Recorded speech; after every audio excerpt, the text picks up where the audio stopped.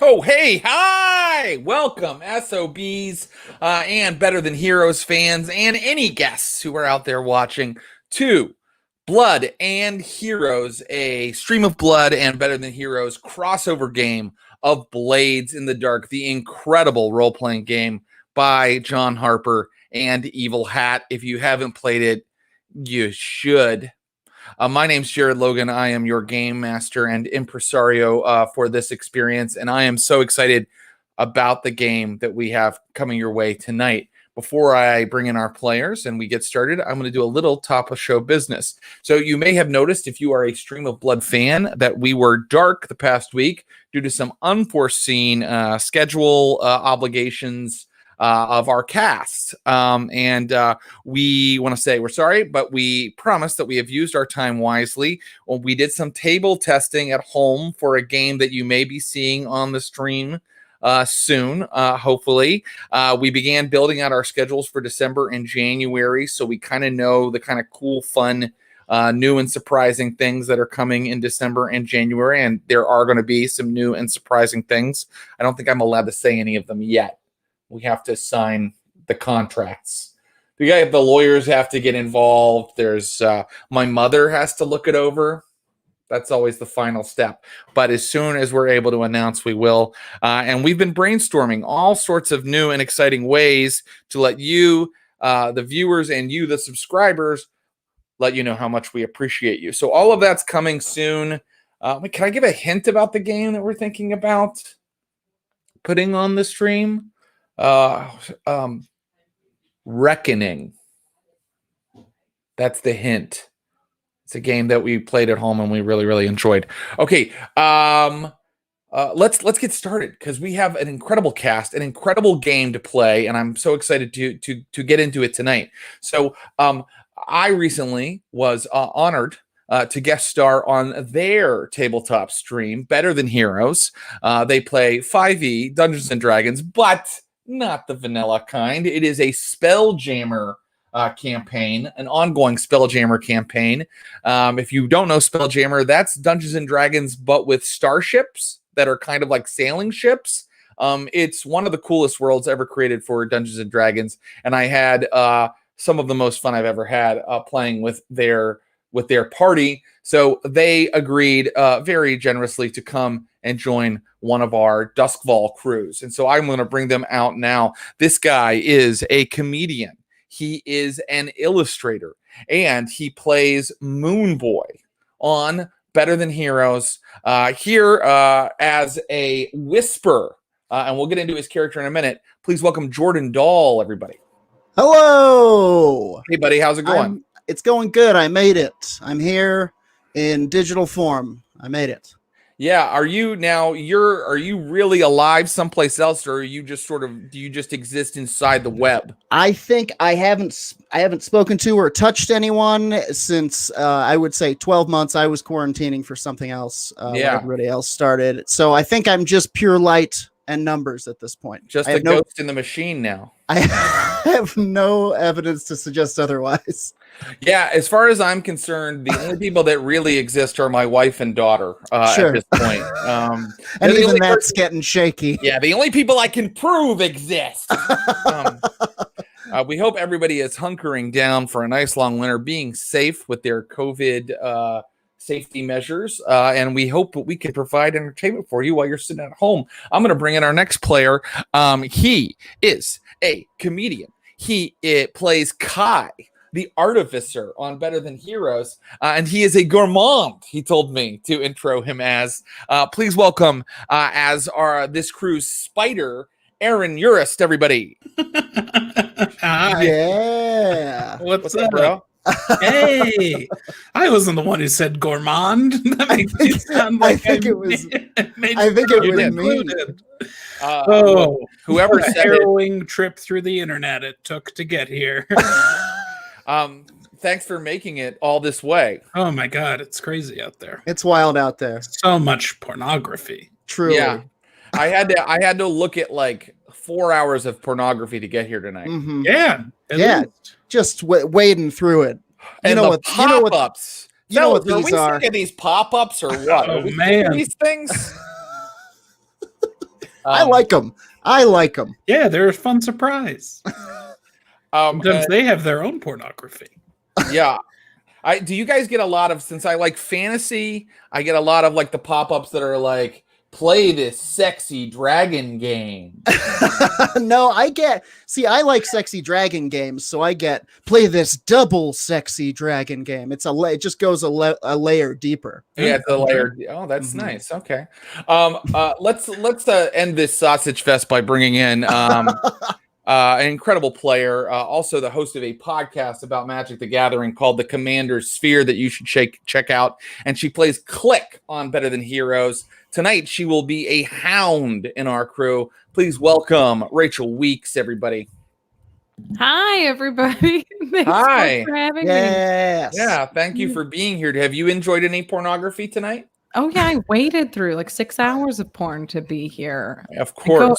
That's a little misknown fact, is you think that men just have to wade through the porn, but women have to get there too. I would say more sometimes. Yeah. And you just open the laptop and it just floods out into the apartment. Yeah. Less of it is for me, so it takes longer. It's a lot more Googling. It's like, Have you guys ever had this? Clicks.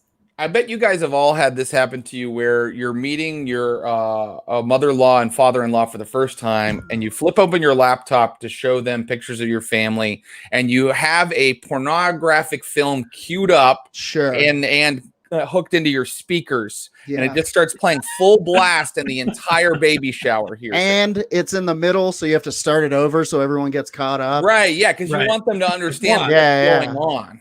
Yeah, mine is way more likely just to be magic cards, just panels and panels and panels of which is way more embarrassing. And depending on who you're meeting, it could be just as embarrassing. Yeah. Well, now that we have covered all of that, are you guys ready to play some Blades in the Dark? So ready.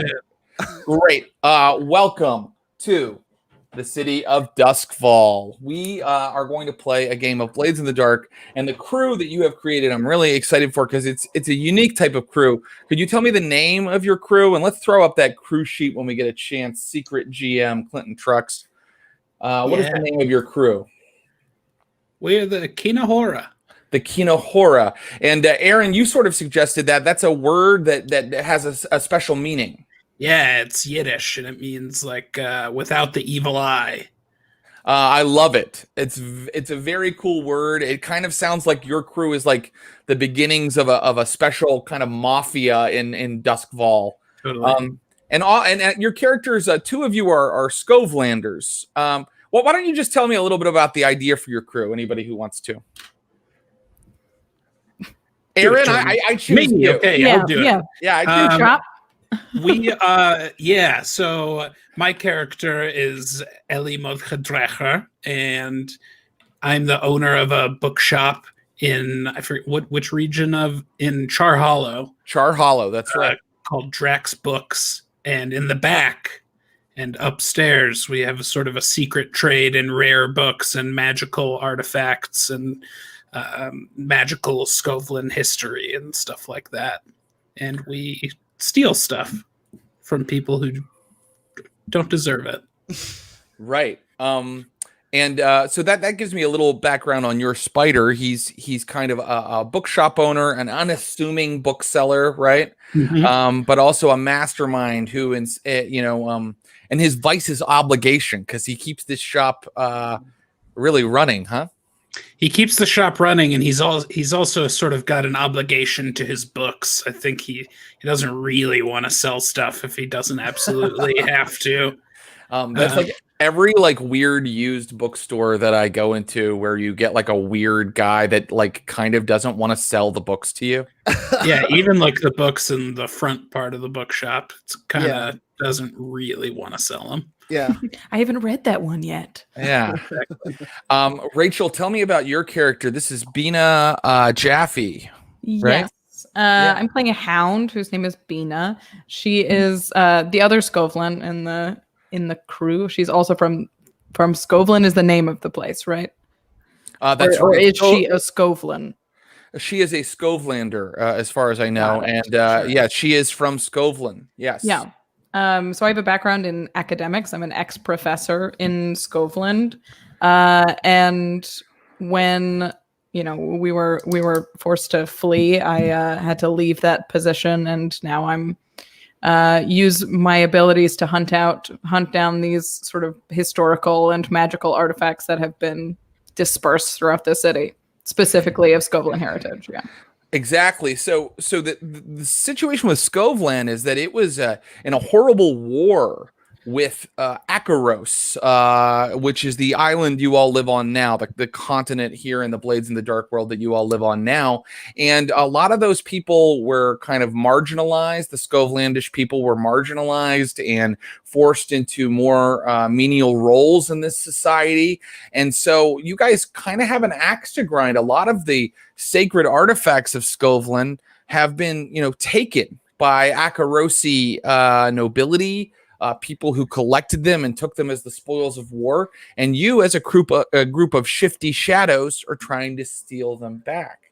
And that said, let's talk to the Akarosi member of our crew, because one member of the crew actually belongs to the society that Bina and Elizar find themselves in. Jordan, tell us about your whisper. Yes, I am playing the daughter of the Thorn family here in town. She is a sad, unlucky, rather haunted kind of Wednesday Addams girl. She is the, I would say, the lesser of the two Thorn girls. Her name is Violet. They call her Poor Violet. And they call her that because her sister, Lovely Rose, unfortunately died. But she still seems to be able to talk to her, and it freaks out the family. They think she's strange. They think she's weird. But she found this small bookstore where not only are her gifts tolerated, they seem to be celebrated.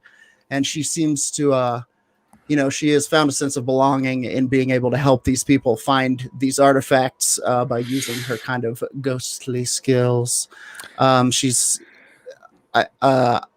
Yeah. No, that's perfect. Is Poor Violet young? I want to know a little bit about. She is. So she's like a young girl. Yes, she's Poor Violet. She talks like this. Oh no! Oh trouble! Oh bother! How old are we talking? 16.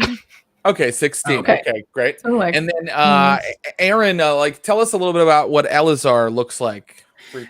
Elizar is sort of an unassuming, bald man, about 65-ish years old. He's got spectacles with multiple lenses in them that he can shift around for. Yeah, I remember that detail and I love it. He's got these kind of cool round. Yeah, exactly. Yeah. And he's got a simple coat and hat, and mostly keeps to his bookshop. Great. And tell us, can you give us a little bit of an image of Bina, Rachel? I'd be happy to. So Bina is also a little bit wizened. She's early 50s. She has short brown hair that's getting quite gray. So it's gray on the sides, gray in the front. And she wears a heavy leather coat and a lot of layers. So like a wool trench and a big scarf and that kind of thing. And she has a hunting pet that is sort of like a dumpy bat. It's not like a cute bat, really. He's like a gray, big, chubby bat that hangs off the back of my wool overthrow. So he just kind of the little bat fingers, but on my back, like a little bat cape. I love that. What's the bat's name? What a great question. Doesn't even need to have one, or it may suggest itself. Yeah. You're just I don't know. He lives here now. Great. Who's the bat? I don't know. Just here. It feels like a question you'd get a lot if the bat was hanging off of your clothes. Look, it's not my job to name him. Okay. I would also just like to mention a couple of things. One, I follow an aging bat sanctuary on Instagram. Can't recommend it enough. Oh, you mean you, Jordan, do? Okay, yes, go yes, ahead. Yeah. Number two, I think we talked about our major goal kind of being to put together what we call a thieves library, which is we're kind of trying to get knowledge into out of the hands of people who we don't think deserve it, and into the hands of people like us who do deserve it. Mm-hmm. And that is a great segue into tonight's score. We are going to begin, as we always do in a Blades in the Dark campaign, with a score. I am going to set the scene. You all are in your headquarters, your lair. It is through a secret door in the back of Drax Books in Char Hollow. There is a cramped space crowded with pilfered artifacts of Scovlan origin. The shop is just right over the bridge from Charter Hall University and some of the more up-to-do sections of town. But right now you are back in the back with all of the weird artifacts and pottery and strange masks kind of hanging and looming over you. And perhaps a single candle is burning, and you are planning your score. Now, in Blades in the Dark, we don't sit and plan for hours. We don't plan every moment of it. We are going to jump right into it, and then you're going to get a chance to have flashbacks that say the ways that you planned while you're playing. Okay? Cool. So I'm going to go ahead and give you the details of the score you need, and then I'm going to ask you your crew a couple questions about your plan. All right? So there is to be an auction tonight. The Scurlock family is selling off their prized collection of foreign antiquities. This fallen family has accrued many debts over the years, and rumor has it that Lord Scurlock is suddenly in need of liquid capital. In the catalog is an item that came to the notice of Elazar Dracher, one of the 160 copies of the Sephiroth Siddharam, a holy book of the Gehinnom faith. This illuminated scripture was created for a Hierophant of Scovlan, but when Akaros conquered that island and sacked its temples, it evidently came into the possession of one of Lord Scurlock's ancestors, to be gawked at as a curiosity and paged through by the greasy fingers of Akarosi nobles who would chuckle at the strange drawings inside. Among other things, the book is said to contain secret words useful in commanding and controlling spirits. After tonight, this holy book of your people will be locked away for another 100 years. So you have to get this book out of Aurelio's auction house in Silkshore. And the part of Silkshore that it is, Silkshore is a neighborhood with a lot of different merchants and kind of artist communities, and it's crisscrossed with many canals. Yes, Silkshore.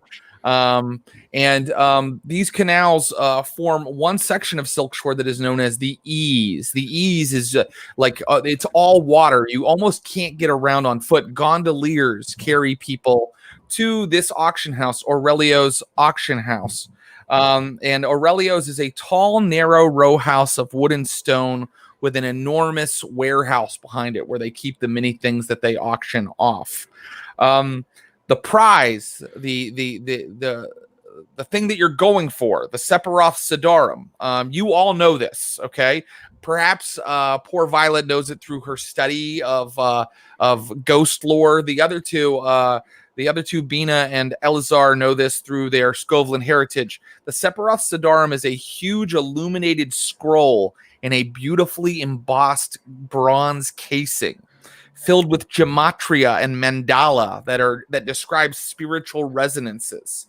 It is quite huge, but you know that it will unlock secrets for you should you free it from the clutches of these foreign nobles that who in whose land you now live. So what we have to do is we must pick our approach to this score. You're just going to pick like the way you're going to handle it. And I'm going to go through those right now. You could pick an assault, meaning you're going to take it through violence. Deception, you could trick them somehow. Stealth, you would trespass unseen into the area and make off with the Sephiroth Sidarum. Occult, you could use some sort of occult method to get your hands on it. Social, you could negotiate or bargain for it. Or transport, basically somehow figuring out how to carry the cargo through danger. So once you've picked your approach, then we're going to pick a detail. But right now, I just want your approach. Assault, deception, stealth, occult, social, or transport. And I would look at those. I would look at your sheets and see what you're good at when you think about this. We could simply buy it. It's an auction. And then we steal the money. We don't have that kind of money. Yeah, do you have that kind of money? And they're not letting us just walk in there. No. Not without an invitation. Maybe we could get one. What, an invitation for a 16-year-old weirdo? No, but maybe for me. Ouch. My feelings. I'm sorry. You just can't walk in there alone. It's all right. I'm used to it. Poor Violet. I love the RP. But we just got to pick one. But well, no, yeah. I love your characters, but stop doing them. Shut up. No. The genius of Blades in the Dark sometimes is that you can just follow these like very specific rules they give, and like the RP just happens. So let me know, like, what you feel like doing tonight. And if you feel like attacking people, you'd pick assault. But if you think, oh, wait, look, I'm really good at like being sneaky, then maybe you'd pick stealth or something else. I mean, we are shadows, yes? Yeah. I think deception is probably... Yes, and as shadows, I must remind you that you gain XP anytime you execute burglary, espionage, robbery, or sabotage. Interesting. So if you want to gain that extra XP for your crew, you'll do it that way in some way. Sneaky wise. We could try and break in and do it stealthy like that, or we could try to do deception. I'm kind of good at that stuff. I mean, you have to pick one. It's not like a combination. You could be my mother and father. It oddly isn't a combination. Now, once we get into the mission, once we get into the score, you'll be using all kinds of actions that you're good at. But at the moment, you're picking kind of the gist of your plan. The main one. Yeah. I think any road we go down is going to lead us to sneaking in there and stealing it. I like a deception. I like a deception. Okay. So deception is great, and we can do that. It's a little different from stealth, but probably sneaking and stealing will become part of the job at some point. But right now, you're saying that you're going to trick them. You're going to trick the people there, the people that are currently in possession of it, into giving it to you. I think maybe go to the auction disguised. I mean, those are none of the things I'm good at, but I can follow you into battle. Okay, well, maybe we should play to our strengths then. And okay. I mean, I don't know how sneaky you guys are. I'm a 65-year-old man. So, what's the stealing one? I've eaten a bagel every morning for 45 years. I'm quite sneaky. Nobody ever pays attention to poor Violet. Yeah, I mean, like, what's it called? Just burglary? What's it? Prowl. The skill that allows you to kind of do like sneaking around is prowl. Yeah, what I was asking. Yeah, which of the options it is? The stealth or stealth? Yeah, stealth might rely heavily on prowl, but I mean, I just want to put this out there, like, and I'm not trying to make us like go back and forth, but no. I just want to make sure you know what you can do, so you pick the one you like the best. So, deception it would just mean there would be a lot more talking, probably, or like making something look like something else. We'll pick the detail in a minute. Whereas stealth means it's going to be more like no one even knows we were here.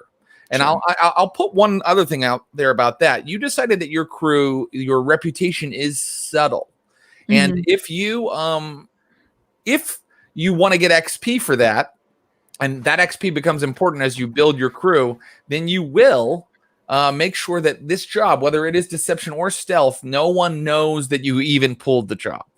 Sure. So yeah. So Maybe either one works. I mean, deception, like in costume and stuff. Maybe we should do. I don't need to talk like my character. Maybe we should do stealth, and we can have a sort of deception element rather than the other way around.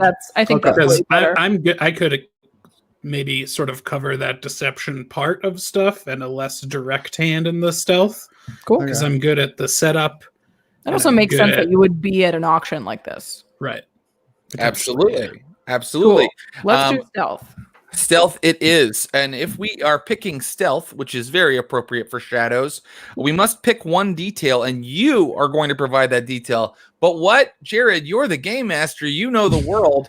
Well, in Blades in the Dark, the players get to kind of tell me something about the world. And the one detail that they can tell me is the point of infiltration. How are you getting into this place? What is the point of infiltration? For example, you might say a high window or secret tunnels into the basement, blah, blah, blah. I will say the only thing I've established about this place is that it's surrounded by canals. Okay. And there's a warehouse. There's a warehouse, yes.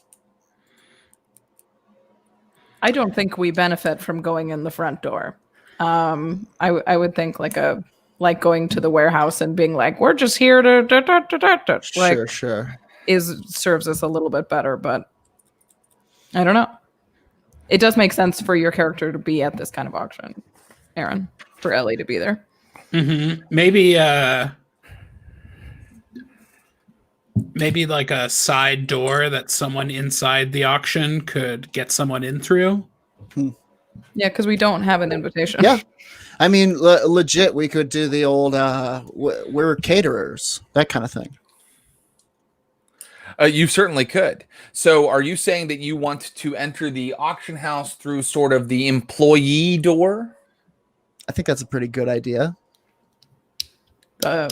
Sure. Or I just also like a side door. Yeah, I also like the warehouse is a separate building. Yeah, is there? Oh, it's sort of attached, but yeah, it's a separate space. Just so you guys know, also, you know, the sky's the limit here. You could invent something. Like you could be like, oh, well, the boat that always pulls up like da da da da da. You know what I mean? Like, yeah, well, I like that. How about a boat that goes by the warehouse? Yeah. It's possible to get into a high window. Oh, my uncle via the boat. My uncle has a crabbing boat. You know what I mean? Very good. He died upon it. Great. Tragic. So your point of infiltration is a very tall crabbing boat that happens to travel past the warehouse each day, the auction house each day. Sure. Okay, yeah. Great.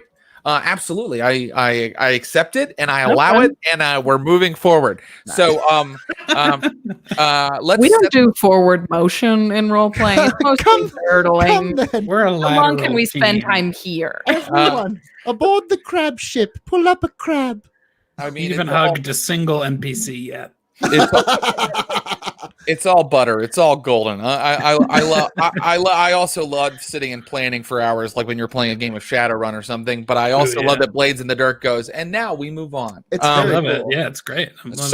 Now we're gonna make our engagement roll. Okay. And the engagement roll lets you know if the situation you're in is controlled, risky, or desperate at the beginning of your score. And every roll you make tonight will have that kind of like, I will tell you whether it is controlled, meaning you totally put yourself in the position on purpose and you know how to time it and what you're doing. Or if it's risky, meaning like there's, about standard difficulty for adventurers like yourself. Or if it's desperate, you could really take serious harm if this goes wrong, right?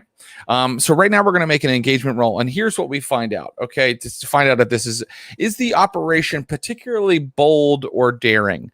I'm going to say jumping from the top of a crabbing boat as it quickly sails by an auction house is pretty daring. So I'm going to give you a +1 die for that. We have a base 1 fortune die, and then +1 die because this is daring. Does the plan's detail expose a vulnerability of the target or hit them where they're weakest? I don't think so. I mean, to be fair, I also didn't give you a lot of details about the auction house, but to be fair, you didn't ask. Maybe some of those things will come up in a flashback, but right now I'm not going to give you a die for that. Did friends or contacts provide aid or insight? Well, yes, poor Violet's uncle has a crabbing boat. My poor uncle. Yes. So it sounds like these crabbers who I guess get crabs out of the dirty canal water, Yes. which we should probably say a little bit about Doskvol. This is the kind of city where that kind of thing happens. It is a city in a world where the sun was destroyed in a horrible cataclysm 1,000 years ago, and this fantasy world full of magic became a dark world full of ghosts and the living dead and the undead, and they slowly came back from the ashes to build like an industrial sort of Victorian, like steam driven society. So there are definitely crabbers mucking about in the canals of Doskvol to provide cheap food for the lower classes. Let's also see, is the target a lower tier? No, the target is a higher tier than you. You guys start at tier 0. And do you have any district modifiers? You're not in your headquarters of Char Hollow. This is out in Silkshore, so you don't get anything for that. Now we're going to see if you have any disadvantages. The operation is overly complex. I don't think so. The target is strong against this approach. I don't think so. Enemies, rivals interfering in the operation. Wow. Nope, not this time. Target is a higher tier. Yep, taking a die away. And district modifiers, I'm not giving you any of that. So you've got 2 dice for your engagement roll. But Mr. Clinton Trux has reminded me before we do that you should pick your loadout.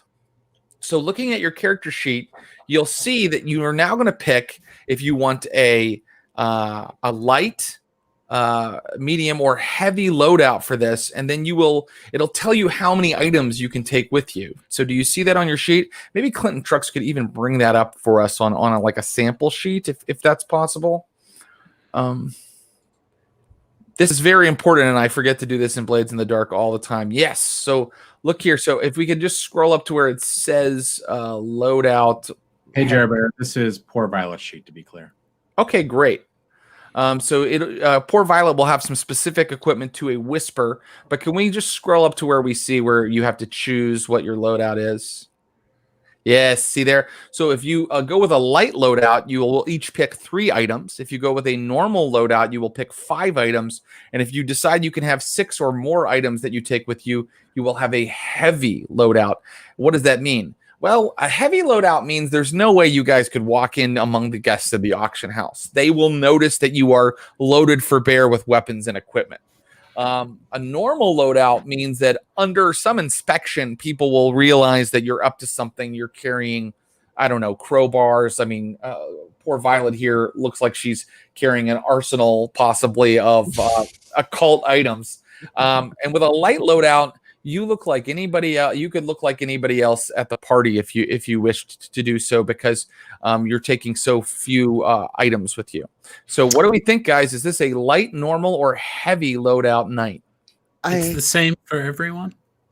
That's right. Once you choose it, it's the same for everyone. Because I only need light. I think light is okay. Yeah. Great. We're trying to jump from a ship into a window. Let's not take into a window. Yeah, we don't need unnecessary. Weight.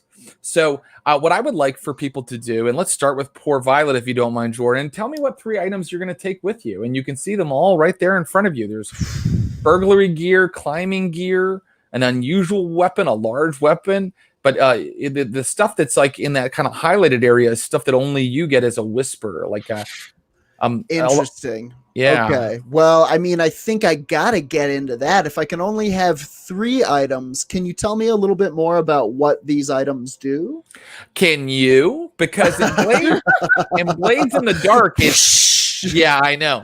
And Blades in the Dark, What kind of topsy-turvy game is this? Well, it's such a narrative game that you can kind of define them yourself in some ways. Now, if you tell me, oh, electroplasm vials blow up a city block, I'll go, no, they don't. Like, I'll try, because you're tier 0. So that means your equipment isn't exceptionally powerful. And you can even wait and define what they do once we start playing. Like, if you find you have yourself in a specific need, you could go, wait a second. Could a Demon Bane Charm possibly do this? Love it. I love that so much. This is the best. Okay, I'm going to take Spirit Bottles, Ghost Key. Why are these in bold at the top? I think that only you have access to those because you are a Whisper.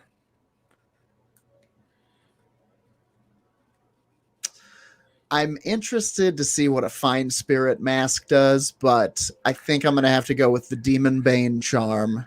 Okay, so poor Violet has loaded out with only weird mumbo-jumbo voodoo stuff. Can I, at the last minute, change the Demon Bane to the mask? You may, of course. Yes! And so I just wanted our viewers to be able to see that, but without getting into so much detail, you guys, Rachel and Aaron, if you wouldn't mind just picking 3 items on your sheet. And once you have them, or if I can trust you have them, we will make this engagement roll. Try to pick, and listen, if something would help you in any situation, you let me know, because I'm going to let you have dice for that, or make the situation more controlled, or give you a greater effect on a roll. Okay. Here we go. I'm rolling your engagement roll. Let's see if you start out in a controlled, risky, or desperate situation. Okay, so I have good news for you. You rolled a 6. It's not a critical, but it is a good roll. So let's see here. You are in a controlled position when the action starts. And so in a controlled position, I'm going to rule that instead of making you all like wildly jump from a ship as it's like sailing by, like you have some sort of like very controlled plan for how to get from the top of this, like, and by the way, this crabbing boat is like, it's like a shack on top of a boat with like a second floor and then a little third floor, like crow's nest on top of it. And you're all leaping onto the side of Aurelio's auction house, but you've done it in a very controlled way. And I would like Rachel to tell me what you've done. How have you controlled this situation so you got up over there no problem? I used my burglary gear. Probably some kind of rope with a hook on it, just to make sure that we were close enough and had some kind of like tether to get us from boat to building.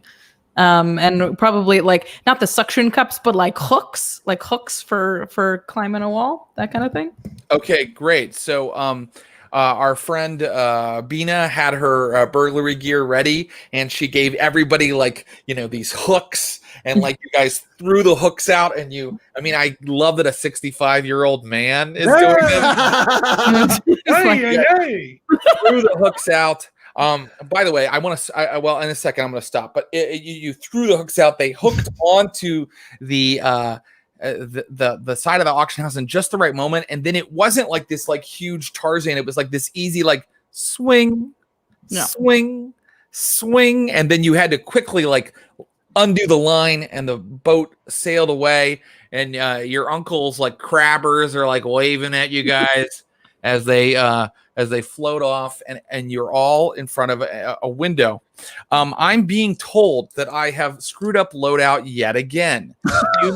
You may erase the items that you have picked, Jordan, because this game is so crazy that you decide what you brought as you play. Oh, dang! Okay, rock and roll. We have established. Burglary gear has been chosen. Picked. Yep. So thank you, chat, for letting us know that, and thank you, Clinton Trucks, my secret GM, for reminding me. Great. And how much more dynamic and fun is that? Okay, that rules. Let me describe where you're at now. You are on the side of this very, very tall building. You might be 100 feet up above the canal. This thing is like an opera house or something, a very opulent, big, kind of tall building. And you're kind of on like a little ledge where there's this big roof with like these slate tiles going up to even higher like level of the roof. But right in front of you, there is a window, a large, double glass paned window that looks like it opens inward, and it is dark inside. You can't see a lot inside. Let me know how you're going to handle this and how you're going to move forward. I've got an idea. Poor Violet is going to, or if you guys are into this, can manifest a spirit on the other side of the window to open it for us. Is that an option? That's sick. Oh, cool. So the thing is, you can use any action to do anything. You could use wreck, or if you could convince me how, you could even tell me that you consorted to somehow get this window open. I guess you're assuming, poor Violet, that the window is locked. Is that right? Yeah. Okay. Is there any way to? I mean, I guess we should check that first, huh? Well, I don't know. I mean, it's up to you. Would you like to? I mean, if you want, we can jump right into you attuning and having a spirit kind of unlock it for you, or you guys could kind of, do a little RP to kind of find out the situation.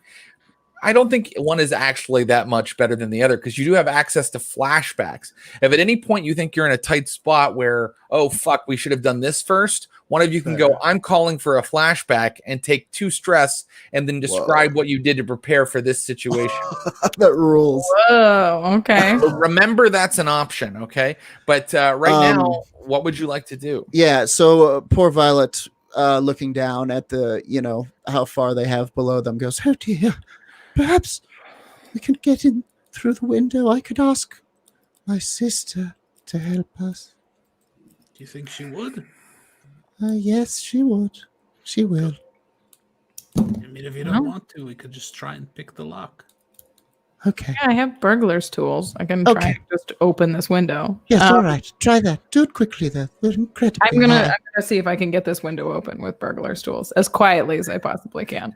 Very good. Then I think that you should tell me what action you're using, and your goal is to just get the window open, right? With no sound, right? So tell me what action you're using to do that. I'll use study. I'm a carefully practiced academic. I think this is something I've prepared for in all of my burglary to get. I'm a thief. That's what I do. So before she actually unlocks the door, just sort of look to see if I think this might trigger an alarm or something. Okay. So here's what I want. Here's what I want to happen. I want you to roll study. I want you to roll study, Bina Magpie Jaffe. And would you like to aid her? Alazar? What you would do? Okay, so to aid her, you will take a little stress. You'll take 1 stress, but she will get an extra die to her roll. All right. And what is your so you're going to take 1 stress, I believe. And you, Bina Jaffe, are going to roll how many dice with Elazar's extra die? I have, so the dots are the number of dice? That's correct. Nailed it. I will roll 2 with the extra dice. Okay, so you only had 1 in study. I had 1 dot in study. But with the help of Elazar, you're rolling 2. Okay, go ahead. I'm going to allow it. A 6 and a 4, so pretty good. That is pretty good. That means a full success. Basically, you and Elazar for years have been like collecting these manuals by engineers that create locks and alarms, and you've been studying them in your spare time. Back in the layer, there's like a whole section in your archive of just like how locks work. And that is why study did this for you tonight. Like, you're both like talking about it, and like, Elazar's like reminding you, remember that and you're like, yeah, I got it. And then the next, what is that? A Yeah. We're both like nerds that had to turn into badasses. What is that? A Hendrix? And we learned good to luck. be badasses through books, as any true nerd would. Right. And so like through like this very academic conversation, I love this. We have thieves on the top of a roof having like this academic conversation about torsion and stress points, and then finally Bina turns her thieves tools and the door kind of like it like the key to this particular not setting off this alarm, because it is alarmed, is opening the window very quickly. If you slowly do it, it like unravels this like chain that sets off an alarm. But you guys go, whoa, and it's open. And now you're looking into a dark area, very high up. But it may interest you to know that this is sort of like a, in like a stage or like a playhouse, when there's like all those rafters where they set up lighting and they have like ropes with bags. That is what you're in, like there's like a lot of scaffolding in here like that. And far below you can hear like a lot of voices like a lot meaning like 3, or a lot meaning like 25? Maybe 100. Sure. There is a crowd gathered below because the auction is happening right now. I will tell you that ahead of you, this scaffolding is not exceptionally easy to walk across. It is like a bunch of beams and ladders and like ropes that people kind of manipulate to get around up here. Perhaps we could cause a distraction. We could get someone up here and hurl them from the window. When I fall and break my neck, that'll be a distraction. It would, wouldn't it? She kind of looks at you. It would. We're in the auction house right now. We're like in the ceiling of the auction house. You got it. You're in the ceiling. You're in the scaffolding above, possibly where the people are gathered, where the auction's about to start. Do we know where in relation to where we are, the scroll is being kept? That is a great question. Oh, you know what I have as an option for equipment is blueprints. Ooh. That's amazing. So yes, you have blueprints and you can use them in an action.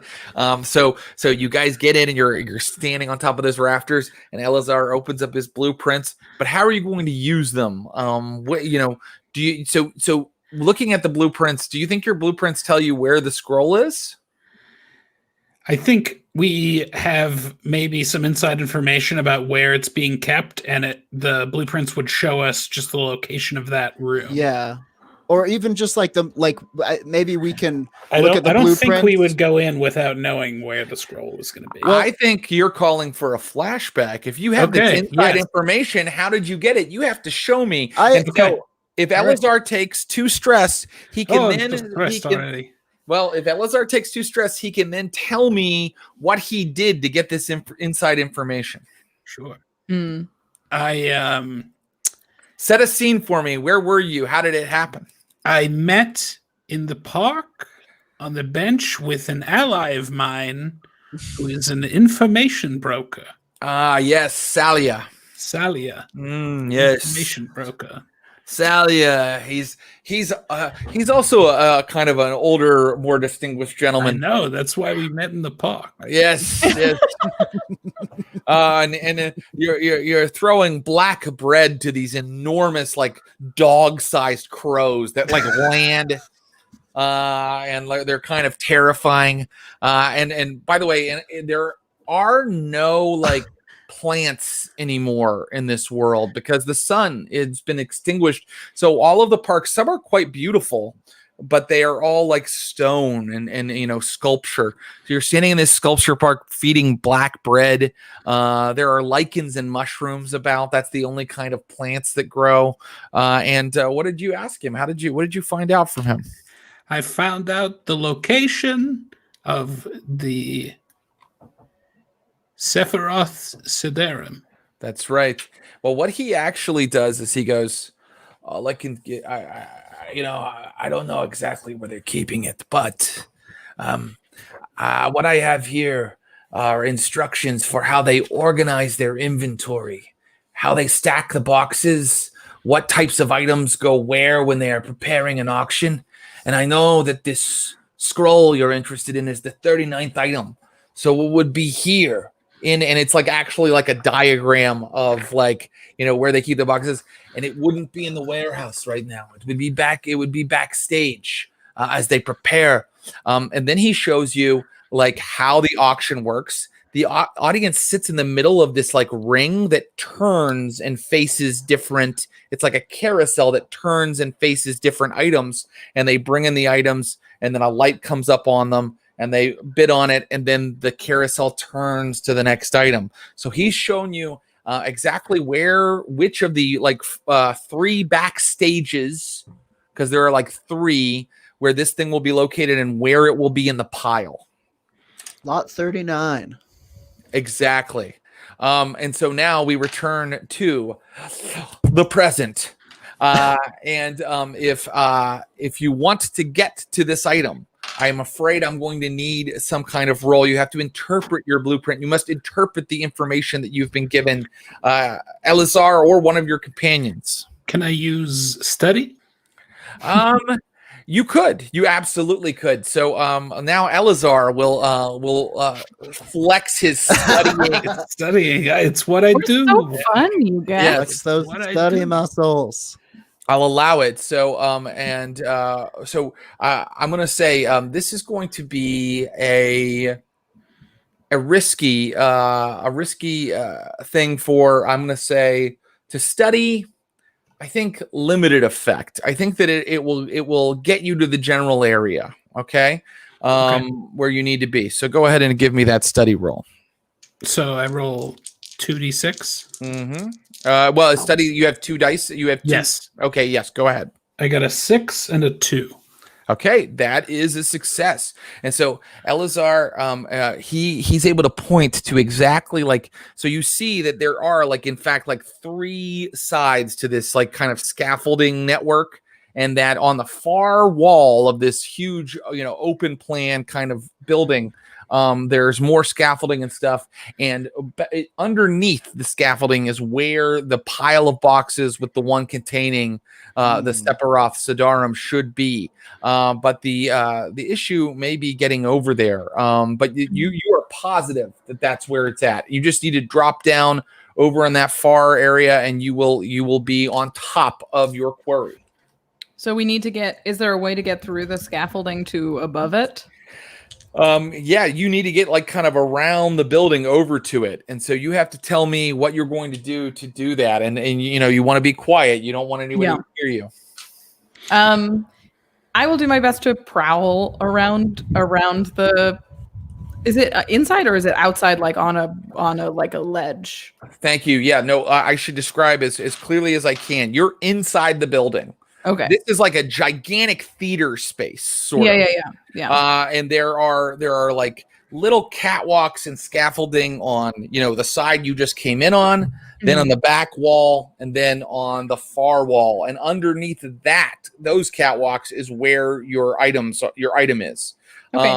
So yeah, I mean, if you want your friends to come with you on this prowl, Bina, you could lead an action.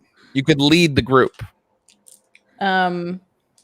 That's up to you guys. I'm happy. I'm into that. All right. Let me tell you how that'll work. I'm not a prowler. Can just 2 of us go? Can me and Violet? Yeah, you could. Yeah, you could scowl our way across the.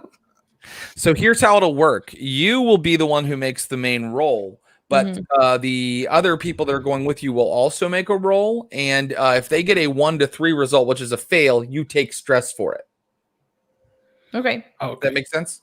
So should I go with you, or? Yeah, I don't think we want to stick together. I don't think we want to split the party. Yeah. At some point, it might make sense for me to go into the auction, but yes, probably not yet. Yeah, I have an idea for that, and I'd like to say it just so we have it. I was thinking maybe you could use your kind of more interpersonal communication skills. Your interpersonal communication major from Phoenix University. To go and bid on another item, like once our item's on the turntable, maybe you could like fake a bid. Does that make sense? Sure.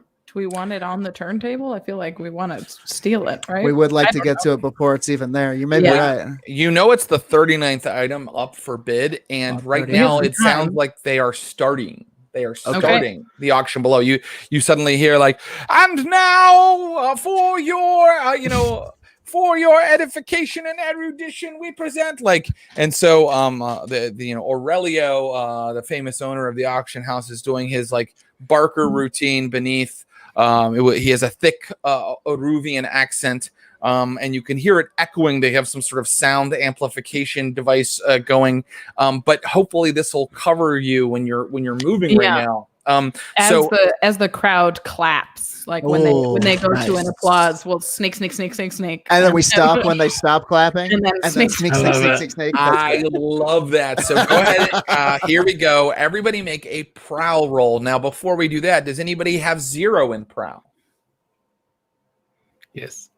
Okay, so if you have 0 in prowl, roll 2 dice and tell me what the lowest one is. Those of you who do have a die in prowl, Jordan, you're just going to roll prowl normally, and then just one. However many dots you have, I swear to God, I just rolled 2 6s. Whoa! I rolled a 2. I rolled a 4 and a 6. Okay, so this is incredible. So you got a 4, which is not a 1 to 3 result. So Bina takes no stress. And how did you do, Jordan? I got a 2. Oh, that is a 1 to 2. So Bina, you take 1 stress from poor Violet. I'm not sure how poor Violet is being loud or she notices that her shoe is unbuckled, and she goes to buckle it up and accidentally kicks a loose nail onto a adjacent board. She goes, "Oh, Butterfingers, I'm so clumsy." Yeah. And I love that Bina's leading you they go and she and then you all stop when the clapping stops. And then a little bit later it's and our eloquent, Grayson Skurlock has and you move, and soon you're on the other side. You're at the other side of the scaffolding. You can see down, and you can see if you look into the room, this big open plan room, you see where there's lights. You hear where the people are moving and stuff. That's kind of to your right now. But directly beneath you, you can look between these scaffoldings, between these boards, and you can see that there are piles of boxes and items that have been set up to take out onto that carousel. But I have some bad news, which is that as you get over here, you notice a man in a coverall with a kind of a pork pie hat starting to climb up to this level. Teamsters. Possibly a teamster, yes. So you do have a pair of eyes approaching you right now. He's holding some kind of tool with a hook on it. Who knows why he's heading up here? He's got a thick mustache. He looks up for a second, and you see it kind of bristle, as because he's sweating to get up here. Did he just sense us with his mustache? Yeah, he used his mustache antenna, and he felt 3 thieves. Oh, somebody's up here. It's mustache antenna. What's that, Reggie? I can't. What do we do? Let's kill him. We're not gonna kill this guy. I prefer not to. Just you talk to him. You also, know guys with mustaches. Ellie. Oh. I guess true. You do travel in mustachioed circles. So, just to be clear, you guys snuck in through a window by jumping off of a boat. Talking to him. You have snuck across. Well, no, I'm not saying no. I just think it's incredibly bold. And you're scaffolding inspectors, aren't we? I mean, I could. How are we? Are we in a position where we could get down to backstage? Possibly, yeah. I mean, this isn't a flat, solid floor. There's, you can jump off the side of these catwalks and stuff.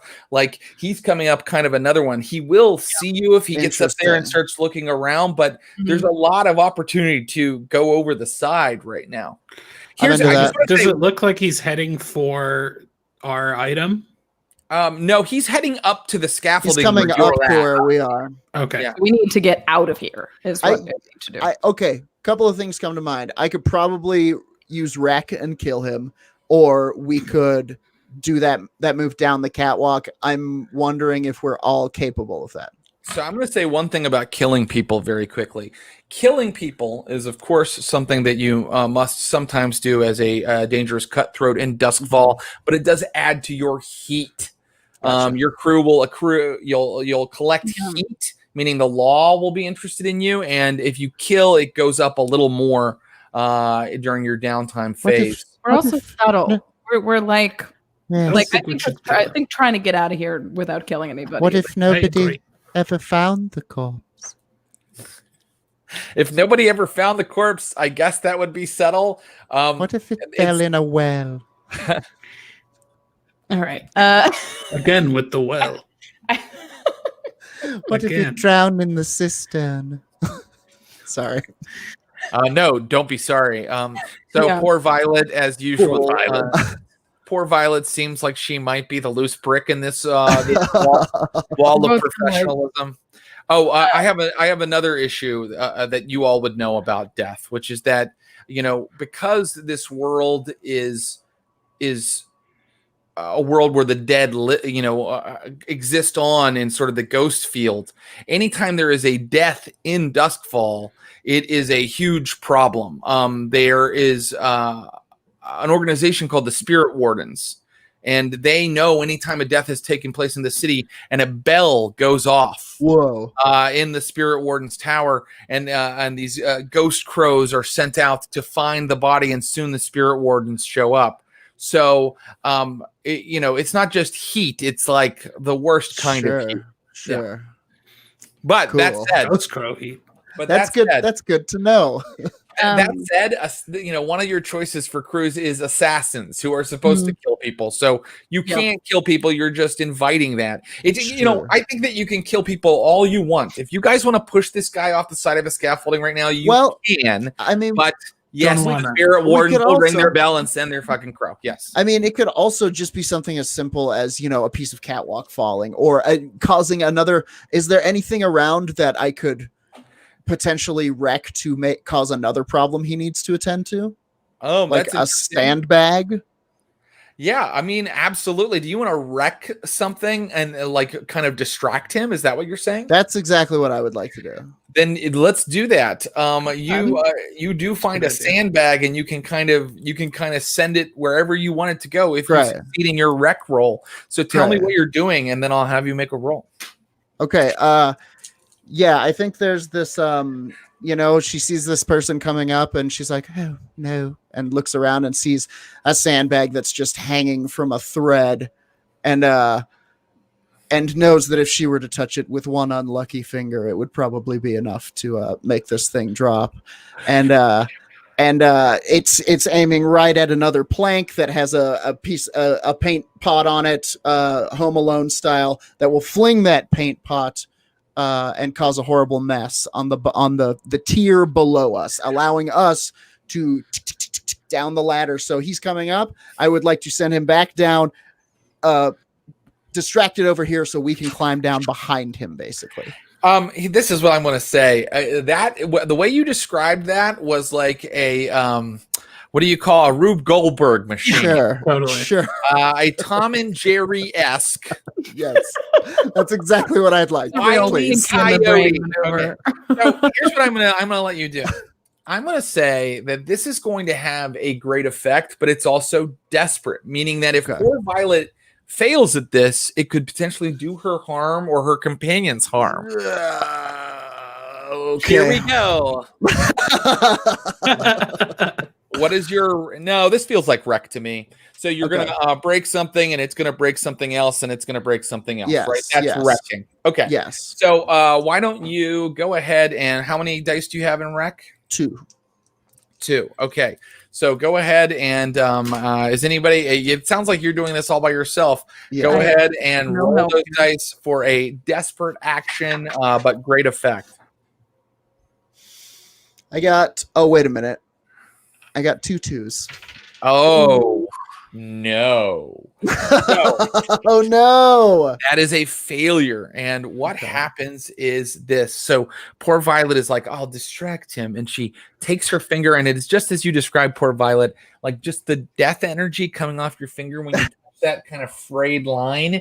It makes it the sandbag go out, and it does hit a board, and it does hurl a can of paint, but it doesn't do exactly what you wanted it to, which is you wanted it to splatter on a far wall and for him to go investigate it. Instead, it hits other scaffolding, which causes a chain reaction. Boards start falling, pieces of like lighting kind of become unhooked, and suddenly the entire scaffolding you guys are on swings over the crowd. Oh, God. I'm going to rule that, let's see, what are some good consequences for something like that? You guys were so subtle. What a subtle move. Listen. Okay, yeah, I think that you guys are completely dizzy.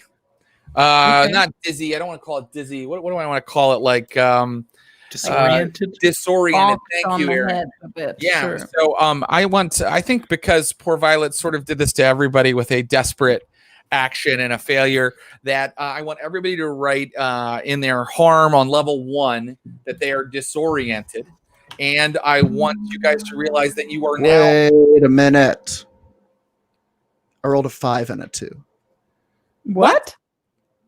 The dice went behind my thing. This was an old guy from my engagement roll. Okay, I think we're doing a 2 and a 2, though. Yep, we're doing a 2 and a 2. Yeah, Okay. because You you gotta failed read 'em to right. read your own dice. Yes. Yeah, I can't. The whole action happened. Hey, listen. I just needed you guys to know. Everybody is You disoriented. failed at reading. You, yeah, we need you to make a reading roll for Jordan. Okay. Sure. It It was a lost dice. Don't worry, guys. You can get out of this. You swing out into the middle of the room. You're hanging off of this scaffolding that's shaking. And I must also warn you that the gentleman has turned and is looking at you. So I want to know. There's all kinds of trouble here. The guy has his hook and he's looking over at you. He can't reach you easily yet. He's kind of climbing and moving quickly he looks like he's coming toward you, trying to get out to you. And you guys are kind of hanging over the center of the crowd right now. What are you going to do? Can the crowd see us? They cannot. You're so high up in the rafters, but you can see them. You see like about 100 people kind of gathered below, sitting on like what I said, that like kind of carousel audience stage, and they are clapping and they are, holding up their paddles to bid on and what looks like a big like kind of Eruvian mask. Can I will send my chubby hunting pet to just like flap in his face, just to like flap at him. Be like, would you please? And it just. I love that idea. I love that idea. So how does bats are familiar with rafters. He's happy here. Absolutely. What is that a special ability that you have? Is that one of what you chose for your special ability? He is an equipment. Like, I don't know. No, that's okay. That's perfect. It's not one of my special abilities, but he is an equipment, and it says a fine trained hunting pet. So I assume I would be trained to stick him. Absolutely. And what I'm going to do is I'm not going to make you roll for that. That's something your character has. You have a trained chubby bat. And Bina, like you guys are hanging out on this scaffolding, and Bina like just sort of like, puts her hand out and the bat takes off, and it's kind of heavy, like we said. So it's kind of like, yeah. He just has a bit of a belly. And the guy is like very expertly moving out toward you. He knows how to move across the scaffolding. He's got this big, nasty looking hook. And I just want to tell you that something in his eyes says, I'm not just a workman here. Yeah, he doesn't look like just a workman. And he's moving out toward you, and then suddenly his eyes go wide because this thing is going and it smacks into his face, and now he's like dealing with it, and he's kind of like reeling backward and falling onto like a lower rung of the scaffolding. And so now you guys just have to deal with the fact that you're kind of hanging out over everything. You're away from your quarry. What are you going to do next? Can we climb So we up? swung away from Can where I we were use- trying to get. Can I use finesse to like hook one of the loose ropes over to sort of pull us back towards where we need to go? I love that. That sounds perfect. Cool. How many finesse do you have? 1. Someone should help you. They'll take a little stress, but you'll get an extra die. I do not have finesse. I do have to have a die to help. You don't. You are just. It just says that you are taking what you have to take 1 stress. It just means you're helping him. I'm happy to help him swing the whatever we're swinging and hooking. Aaron, before you roll, don't roll yet. I just want to won't look. No, it doesn't count. I erase it. All right. Or maybe you're on the honor system, so No, bear with me. roll. Sometimes if you have 2 dice, and this seems like an important roll. I mean, like you guys are in a potentially like disastrous situation. You might push yourself, meaning you take 1 stress for yourself, and that would bring you up to 3 die with Bina assisting, or you might even take a devil's bargain, which I say, you can have an extra die here, but then this happens. Are you cool with your 2 dice, or do you want an extra die here? I think I'm going to keep 2 dice because I already have a bunch of stress. Okay, that's a good point. Aaron, in that case, we will go with the dice that Elazar rolled. What did you roll? I rolled a 5. Great. Well, you rolled 2? No, you don't have to roll. You just take a stress, Bina. Oh, okay. You just take a stress, and he got an extra die. That's how an assist works. So, Bina and you she helps you kind of hook another rope, and you kind of pull your catwalk back over to the other catwalks. The workman guy is in the corner still wrestling with her chubby flying friend. But Barrow. So is my math. Barrow. Zero? Barrow. Barrow. Like wheelbarrow. I love it. Okay, so the workman is in the corner wrestling with Barrow, but you said you rolled a 5 was your result? That's right. That means that there is a consequence. There's some kind of consequence. It means you succeed.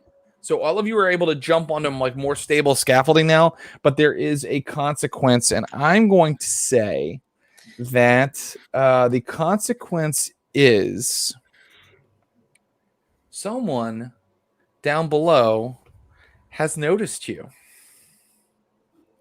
And I'm going to create an action clock to see it. Basically, every time you get a consequence now, this person is going to get closer to you. And when all 4 of the halves are filled up, that person is here. Someone down below saw you swinging. And they haven't let out an alarm yet. As far as you can hear, the auction is just going on as planned, but they are going to get closer. I'm going to go ahead and fill 1 pie of that action clock. Okay, so you guys are back onto the stable scaffolding. You've got an enemy nearby who is apparently distracted by your pet. Can we render him unconscious somehow? I don't see why not. How would you do that? I have a vial of slumber essence. Do you really? Ooh. I was going to save it. Just the thing. Okay. So, you know what? I'm going to allow, since we already sort of handled the threat of him with Barrow, does Elazar tell me how he applies the slumber essence? The guy's wrestling with Barrow. I just sort of come up behind him and wafted it under his nose. Oh, it's essence. Okay. Okay. Sleep. So you do that, and he goes flopping to the ground and kind of lulls there. You see his workman coat open a little bit, and you see a golden pin with the symbol of the auction house. That doesn't seem like it would go to just like a kind of a workman or a warehouse guy. Mm-hmm. And I must tell you also that Barrow flops down onto the ground completely asleep. Oh, my sleepy boy. Can I pick adorable. him up and try and just hook him around my with his little fingers around my around my neck? Yes, you do that. So he's I have a sleepy bat hanging out. The first time that you've brought Barrow home drunk again. Look. Okay, so well done. This problem has been surmounted. You are now. Yeah, now you need to get down. You need to find the book. So we still know where the book is exactly, right? Yep, and you know that now that you've kind of gotten back over to the place you were trying to be at, you know it's right under you. Okay. Can I?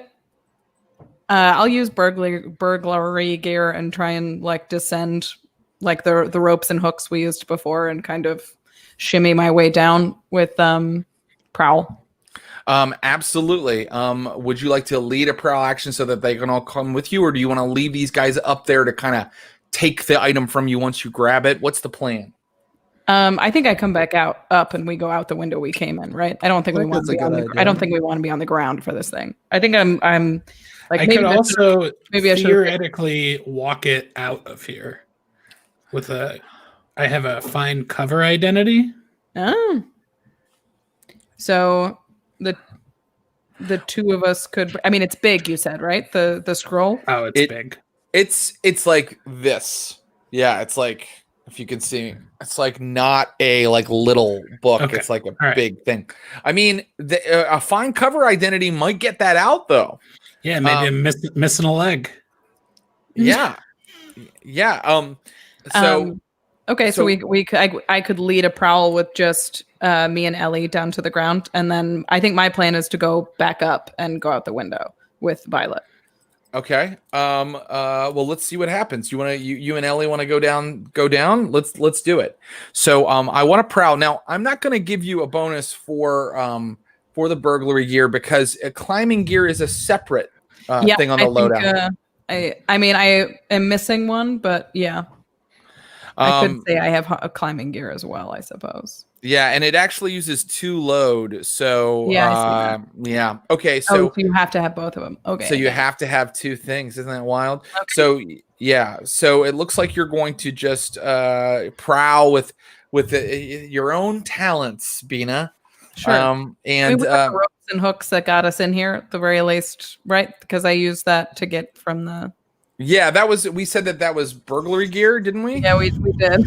Okay. To get from the crabbing thing to the. I mean, I could just say I have climbing gear and just be full if that's easier.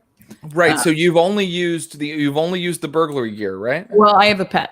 So I have 2 already. Then you can't have room for the climbing gear. Okay. You don't have room for it. Now, cool. And just to be clear, when you were using ropes and pulleys, it's different from climbing. It's some kind of like little burglary fucking zip line or something. Zip line, yeah. Okay. Zip line to the ground is a bad idea. Okay, so yeah, you've used up your loadout. You have to just kind of shimmy down these ropes and ladders. Okay. And you are leading a 65-year-old man. I'm fine. This is fine. I feel fine. Used to be in the Navy. Poor Violet, you're staying up above? I suppose so. Okay. Yeah, unless you think we can get out on the ground. Poor Violet, you are staying up above. And here we go. You are going to roll prowl, Elazar, and then Bina's going to roll it. Okay, I don't have anything in prowl. So 2 dice and take the lower. Roll a 4 and a 5. Okay, that's good because you don't take any extra stress, Bina. And how did you do, Bina? I rolled a 4 and a 3. A 4 and a 3. Okay, so success with consequences. You shimmy down, but I can tell you a pair of eyes that were kind of leaving the audience now sees, like, just for a moment, like one of these big curtains off to the side in the shadows go. And that pair of eyes is now getting closer. Another tick off of the clock. Who is this and what are they noticing? We shall find out soon if you continue to get success with consequences. You and Elazar land in the midst of, tables everywhere, piled high with crates. And you can see where there is the curtains that go out to where the audience is nearby.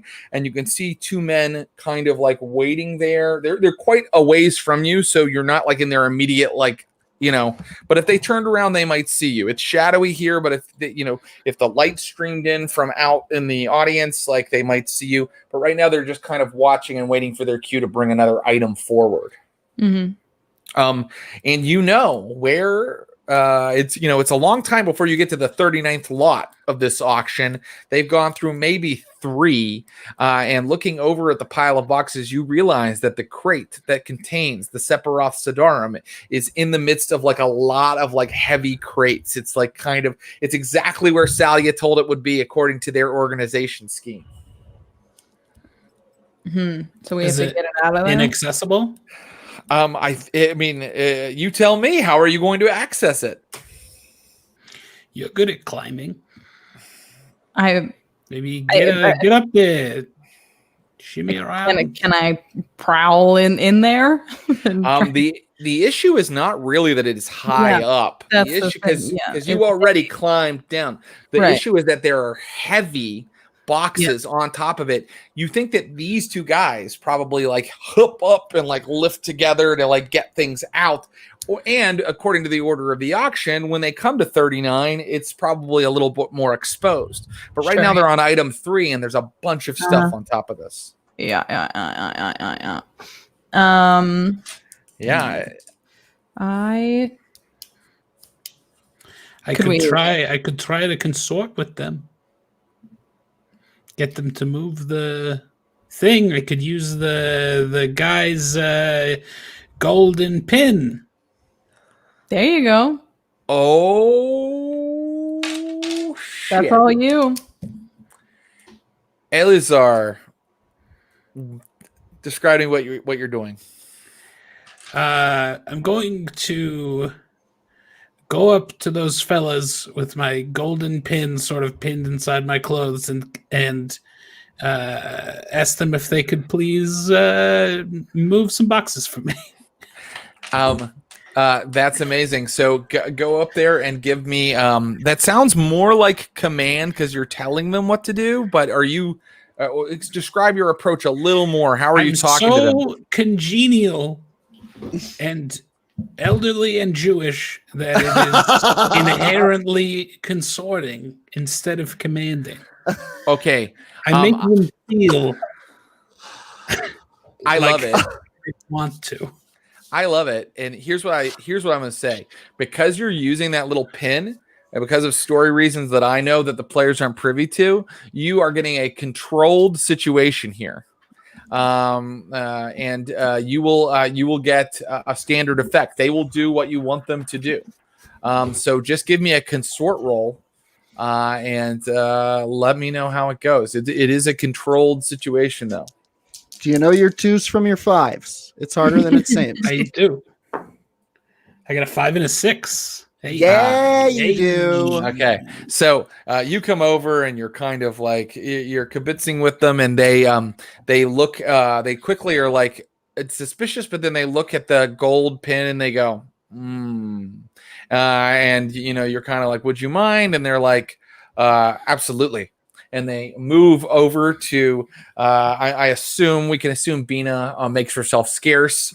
And they start unloading things, and they're very organized. They like stack in like this kind of 1, 2, go. Like they kind of know this kind of routine to how to get boxes out from under boxes, and soon they've like pulled it out in front of you, and they're standing and watching you guys and waiting for you to do whatever you need to do with it. All right, thank you, boys. They're like young guys. They're also in workman coveralls, but you look carefully at them and they don't have like that little gold pin on them. Why don't you go and grab a cup of coffee before the next item? Go ahead. Seriously, sir? Go ahead. It's fine. We do have time. I'm going to get some coffee. And they kind of wander off. All right. I'll sneak back out from behind the boxes. It's like, okay, we need to get you out of here. Is there a back door or? I would like to answer that, if I may. Yes, you may. I would like to, as soon as everybody leaves, poor Violet pulls out of her, let's say, fashionable rucksack, a fine spirit mask. Which she doesn't like anybody to see because it looks quite strange and upsetting. And a fine spirit mask, she puts it on, and it allows her to see into the spirit world. What's it look like? I want to know. It looks different. It looks different for everyone who looks at it. I prefer not to. And she pulls out a ghost key, and she is going to look specifically for ghost doors, which I am told there's an echo of the entire city across the ages trapped in the ghost field. Sometimes a door to that place can be found.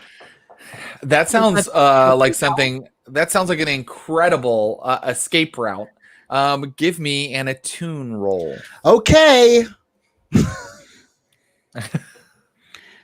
Here we go. I have attune. Is this something I can help with? If you well, you know what? If you guys did a flashback to kind of practice this, like if Poor Violet wants to do a flashback where you guys kind of like mapped out ghost portals and stuff like that, then I will allow it. Absolutely. Okay. To leave through the ghost field. Take 2 stress, Poor Violet. Okay. And now I want to know how you guys like figured out that there's definitely like a door into the ghost field here. We could just walk out. I think we used books, right? So we took the blueprint, we killed the blueprint, we looked at the ghost of the blueprint. I'm kidding.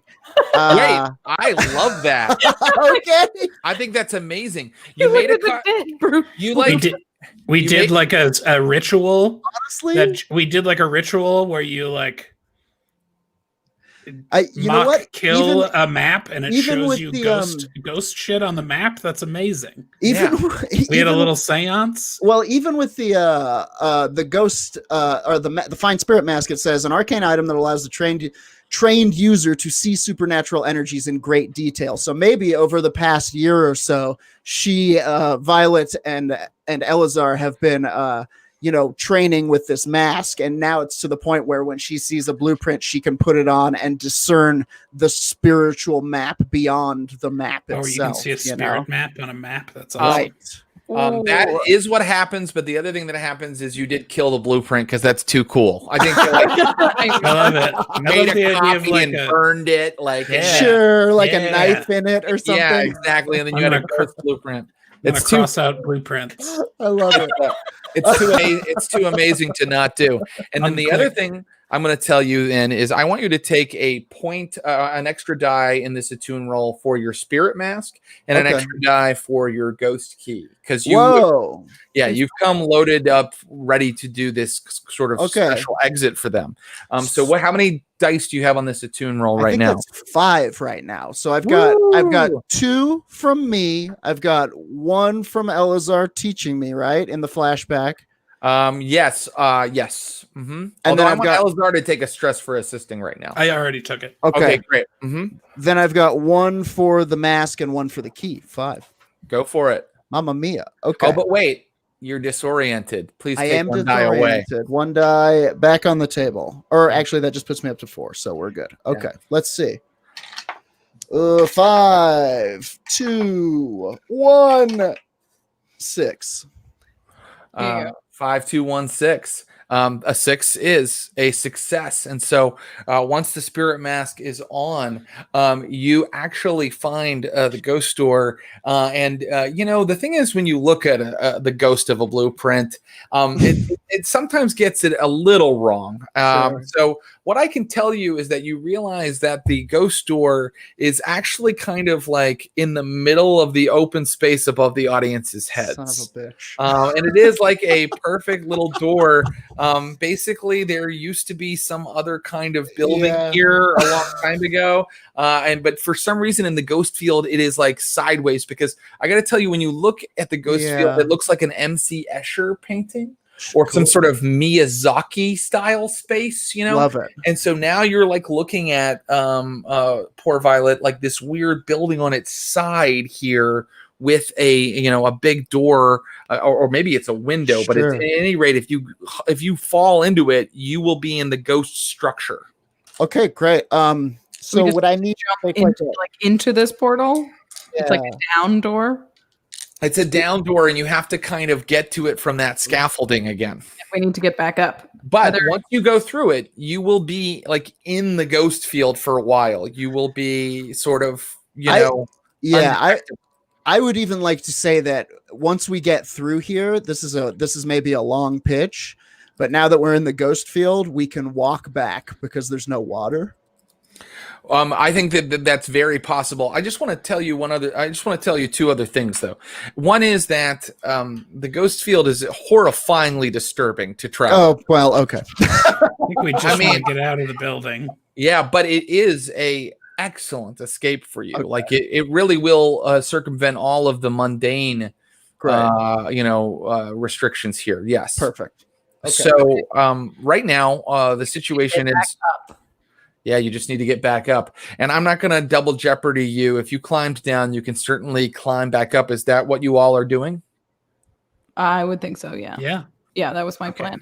So you pop open the crate with the scroll inside, and there it is. And both of you feel sort of like this warmth and satisfaction at seeing one of your sacred artifacts, like, looking upon it. Like this is like part of your tradition, your heritage, your religion, and it's in your hands again. You're taking it back from them again. And now I have changed my mind because it seems to me that getting back up with this thing, which is quite heavy and bulky, might be a little tricky. So I want some sort of roll to do that. Maybe you could use your burglary tools to rig a pulley of some kind. Yeah, I mean, have we ruled out pulleys and the burglary tools? I don't know what are in burglary. We're doing a burglary. We actually said that they do kind of have pulleys because you use them to get over from that ship. Cool. So I will certainly rig up a pulley system with my burglary tools and just try and like winch it up there. Yes, the new Blades in the Dark hashtag for the Blood and Heroes crew is hashtag we've established pulleys. Pulleys are canon. Yes, pulleys are now canon. So I just want some sort of roll to kind of get all of that kind of machinery going and get it up there to poor Violet who's waiting for it up above. Yeah, I'll do I'll do a prowl and try and like find the ropes that I need to do and like be as quiet and stealthy as I can, sneaking it back up the thing. So I'll allow it, but prowl's usually a movement. So I'm going to say that the special effect moving the thing. Yes, of course. Yeah. Bina's like climbing, wrapping, tying off knots, like jumping, tying another knot. Go ahead and give me that prowl roll. 2 4s. 2 4s. That means success with consequence. Someone is moving into the backstage area and sees a shadow kind of go across a part of the ceiling, pulling a rope behind them. Someone is getting very, very close to all of you. But I can tell you that it is a success with consequence. And so now you have pulled the Sephiroth Sidarum. It is now up and like level with poor Violet, and you can now sally up the rope after it. Are you doing that? Yeah. Okay, so you are now up in the scaffolding, and you're all looking at that ghost door. And you know what? You guys can't see it. You have to take poor Violet's word for it. That out over the audience, there is this sort of rectangular spot at about like 6.5 feet by 3 feet across that you have to leap into. Can I go first? Just leap in the hole. That's what you want us to do? To show them? Sure, you could go first. Yeah. Does that close the portal? Does it just live there? Well, actually, you guys all need to tell me how you're rolling to get into this ghost door. So you could attune to sense it. Mm-hmm. You could do all kinds of things. Like you could use prowl again, Bina, just to kind of like hit that exact spot in the air. But everybody has to get through this door with the Sephiroth Sidarum. So let me know how you are doing that. Okay. I would like to do so using a tune because I can see it and I think I can just sort of drop myself into it.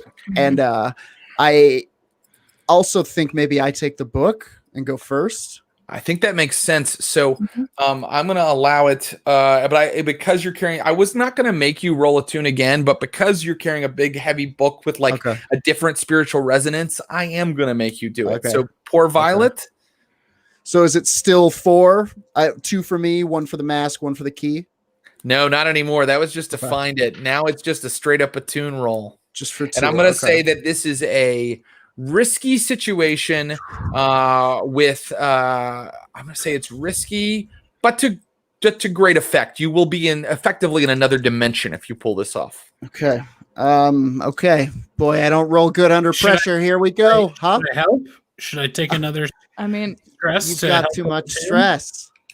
You're so stressed. What happens if you take too much stress? You have to retire. You have to move to an island and sip Mai Tais. You have a heart attack. If your stress fills up, you start taking harm. When your first level harm fills up, then it pops up to the second level harm. Once you take that third level harm and fourth level harm, your character's out of the game, out of that mission. Like they've effectively been taken out of play. It doesn't mean that you're dead. There's no death saves. That means narratively you've been taken out, and it's going to be hard to relieve all that harm and stress later. Can I help him even without an attune roll? Absolutely. Yeah, you could try. Yeah, you could just help. I will help Violet sort of hoist this heavy scroll. I'm almost seeing Bina like we tie it to poor Violet, who's a very slight child, and then Bina sort of holds her out over. Yeah, I don't know where the door is. A little further over the door, and she's like, left, no, my left. Well, that explains why Bina is taking 1 stress for this, and you're getting 1 extra die. Poor Violet. All right, Bina. 54-year-old woman holding a 16-year-old child at arm's length. She's very malnourished. Okay, here we go. Let me have that attune roll. Okay, so this is 3. That is a 3. That is a 4. That's a 3. Oh, okay, so a 4 is a success with consequences. I'm filling up this countdown clock. The second that you drop poor Violet into the spirit world through this spirit door, and it's literally like poor Violet falls, and as she's falling, pieces of her strip away. So the final thing you see is poor Violet with the book tied to her is just a grinning skull, and then she just kind of disappears into the ether above the crowd. But as that happens, you see a terrifying visage climb to the part of the scaffolding. She is a woman with greasy gray hair, corpse-like skin, and a dress like spider webs. It could only be one of the patrons here to purchase something tonight. It could only be one of the infamous Dimmer sisters. Yes, it's one of the Dimmer sisters. And she has reached the scaffolding and is like pointing at Elazar and Bina, who are still standing out over this invisible door into nowhere. What happens next, everybody? Yeah, I think we jump. We jump. God, you're ugly. And okay. May I take stress to aid them in having shown them exactly where the door was by falling through it? Absolutely, you may. Yes, correct. Absolutely. So you take 1 stress. Who are you helping? Is someone you're going to help Elazar? Yeah. What action are you using, Elazar? I will also use attune, since study and consort don't make any sense. Okay, here's what's going to happen, Elazar. This is going to be a desperate action, meaning because of the arrival of one of the Dimmer sisters, and because you are a 65-year-old man who is an unassuming bookshop owner, all of this is desperate for you. If you fail, you're going to take some sort of harm. And I'm going to say it's desperate, and I'm going to mark you down as taking, I think we've had 2 desperate actions, one for Jordan and one for Aaron. That's important because it helps you get more XP later. And then it's going to be desperate, but if you succeed, it will be great effect. You will effectively be in another dimension. Here we go, Aaron. All right. Good luck. You get the extra die from poor Violet. I get that die. Okay. I rolled a 1 and a 5. Okay, you succeed with consequences, and because it is a desperate action, I am going to give you a consequence. Here is what I am going to do. So Elazar is like, and he falls down through the spirit door into the death realm, but that process sort of flays your soul a little bit, Elisar. You take some harm. Now, because you succeeded with consequences, I'm not going to make it horrible harm. I'm going to say that you are, let me see here. Let me find a good consequence. Hachi Machi. Like you're 74. Yeah, that rules. Can that happen? Can I just age? That's so cool. Yes, I'm gonna call it drained, and it's a level 1 harm.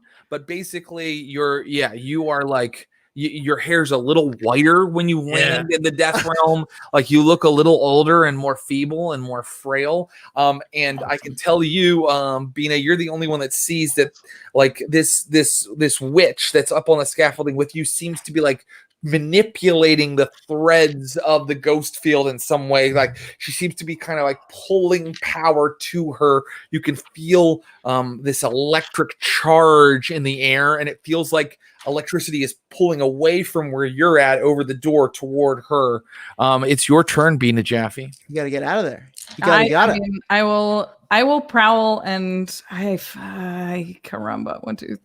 I will take 2 stress, and I will push myself. That's great. You only need to take 1, I believe, to do, or does it? Is it? Mine says bonus die, push yourself, take 2 stress. Oh, that's the rule. The sheet wouldn't lie. Take 2 stress, and you will get that bonus die, and it is going to be a desperate action as well. I'm giving you a desperate action, 1 for Rachel, and that is going to be a great effect if you succeed. Mm-hmm. But you were disoriented, so it'll be a standard effect. I should have been saying that. Standard means you would get through. Go ahead. A 5, a 2, and a 4. 5, a 2, and a 4. 5 means success with consequences. So I'm going to tell you what happens. The success with consequences is this. Bina, like you do your acrobatic stuff, you fly out, you are falling, you can see the heads of the crowd below you. You can see the tops of their like top hats and their derbies, and you're like hurtling toward them, and all of a sudden you're like in another space, like, and you're moving more slowly, but you can see that you feel something pulling at you, pulling at your soul. You feel something pulling at the energy inside of you, Bina. The consequence is you have somehow pulled the dimmer sister in with you. Come spiraling out of the ceiling, which is actually the wall of this structure you're now in. And let me describe where you're at. You are in a building that is on its side.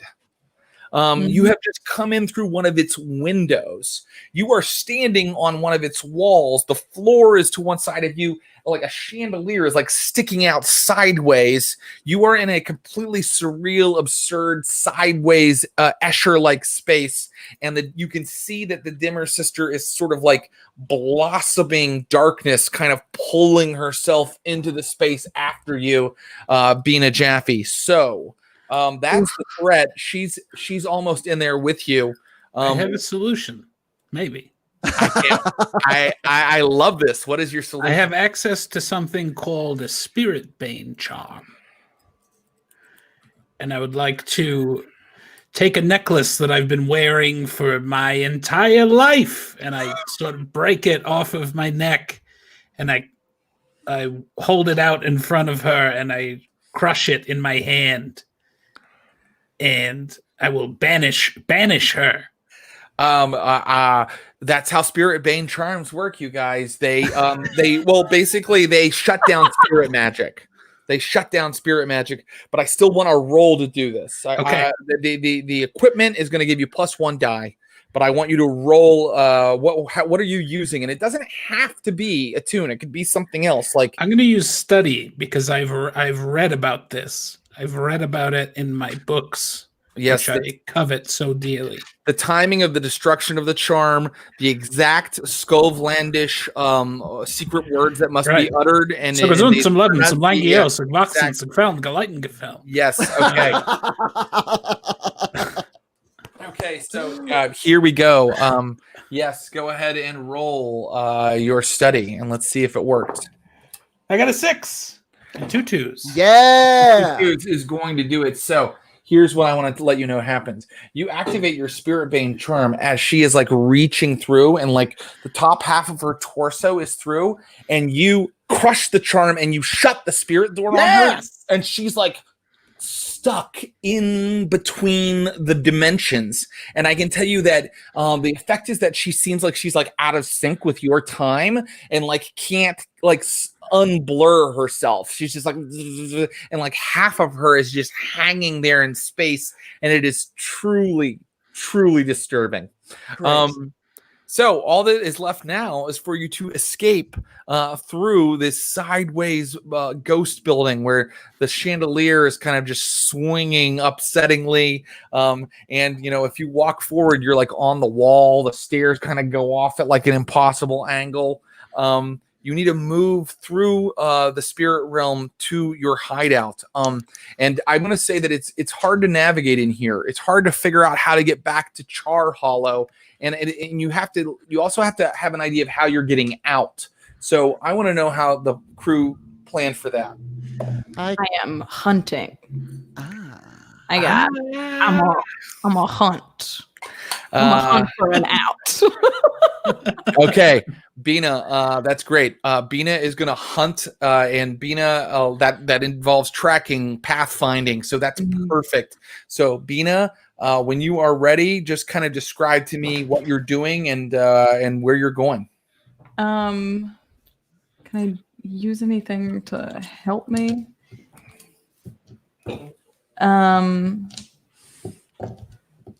Sorry. That's okay. It sounds like your equipment's kind of, you've used equipment, but I don't only use 2. I have 1 more spot. So I could use a 3rd equipment, but oh, that's right. Yeah. If you want to grab something now, that might help. Or, maybe one of your friends would be able to assist you if they're willing to take the stress. Or Bina, I can give you a devil's bargain. I can give you an extra die if you accept something has happened in the Ooh. What is a subterfuge supplies? That's like demolition stuff. What is it called? Subterfuge. Subterfuge. Subterfuge supplies. Subterfuge supplies would be things that aid in deception, probably disguises and things like that. I'll use an arcane implement and my hunting abilities and try and track our way to a door that'll take us back to our. What about? May I suggest something? Sure. What about that arcane implement is specifically attuned to like a coin that we keep at the base. So for this exact reason, wherever we are, she can hunt that coin. Great. Okay. So I'm like, I know the presence of this arcane. Like, what if you like light a candle and off somewhere in the darkness of our hideout, a candle lights. Ooh, I like that. that. Ooh, that's the arcane implement. That's I love that. Cool. I love that. Okay, so I have I'll reach into one of my pockets. I've got a big coat. It's full of Kleenexes and candies and you have a giant tote. Like sticks in here. But one of them is a candle. And I will light the candle and attempt to light our way home. So, you begin moving, and I'm going to say that this is that's such a cool idea that I'm going to say it's controlled. This is how you plan to do it, and it will be standard effect. You will get across Doskvol's ghost echo. The problem is this does not help you deal with potential threats in the ghost echo. There are a lot of spirits here. They are dangerous. So while you are finding the most efficient route home, if you succeed, you are not necessarily avoiding danger. And so here we go. Give me that hunt roll. So you may add +1 for that arcane implement. Okay. Yeah. 2 6s and a 1. So that is a critical success. Yeah. And that means time. Yeah. So what that means to me is, all that shit I said about how you can't get around the monsters and stuff. You do. Basically, as soon as your candle is lit, it kind of points it like air is making it kind of point a certain way, and you guys follow Bina, and then it'll go like in a weird direction. That means you have to like climb up like a hallway, and like soon you are like moving across Doskvol, but you never go outside. For some reason, closets lead into sewers that lead into like, you know, bedrooms where you go inside a like someone's a wardrobe, and you just keep moving through these sort of like these sort of fringe spaces, these sort of echoes of the city that was once there. And occasionally you see something that maybe even dates back to before the cataclysm. You see beautiful sculpture or the minarets of like grand golden castles, and at one point you even see for a moment the glow of something out of a window that looks like the sun, something none of you have ever experienced. You're looking at the ghost of the sun, the way it warmed the faces of people 1,000 years ago, but you can't stand there staring forever. You have to keep moving.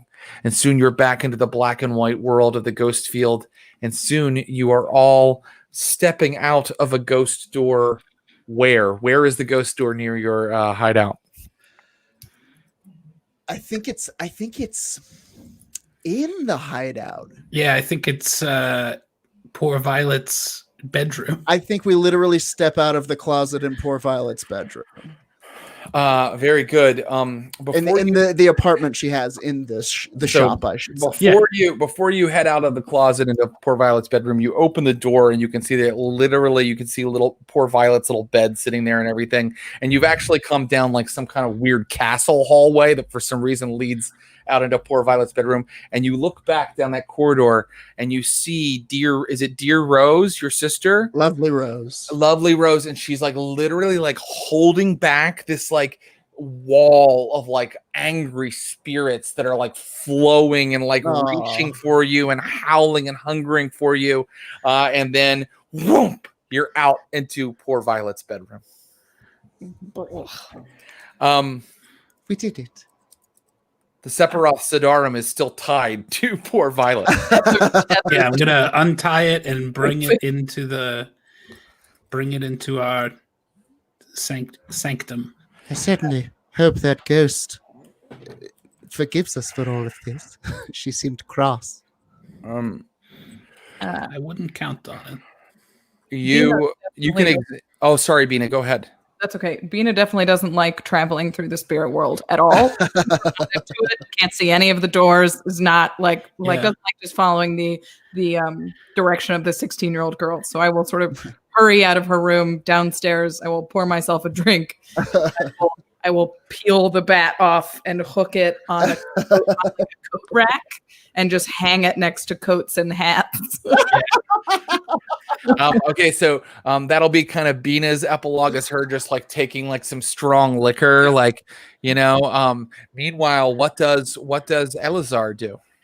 Elazar goes up into takes the staircase up to a mural and touches the hand of one of the figures depicted there, which has a subtle eye in the center of it, and enters the secret room where we keep all our stuff, and lights some candles. And in one of the corners of the room is an enormous figure of stone and clay with a wrathful, tear-streaked face and open arms and hands, and he sets the Sefer Sidarum into the clutch of this dormant creature.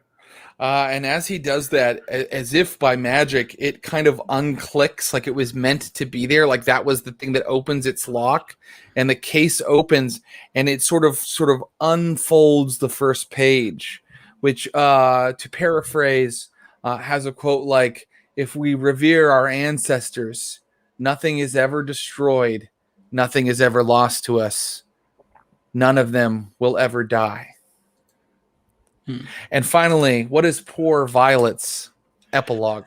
Poor Violet, after everyone leaves, she closes the door to her apartment and she locks it, and she goes over to her bookcase and she pulls out a journal that says Rose on the front of it, and she opens it to a blank page and she writes down, "Dearest sister, thank you for saving us, and also I'm sorry I had to kill you."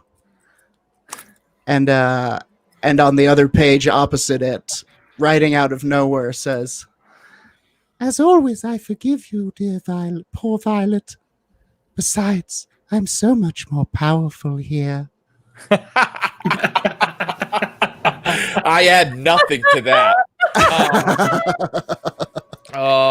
Guys, that is tonight's score. You did it. Congratulations. Excellent job.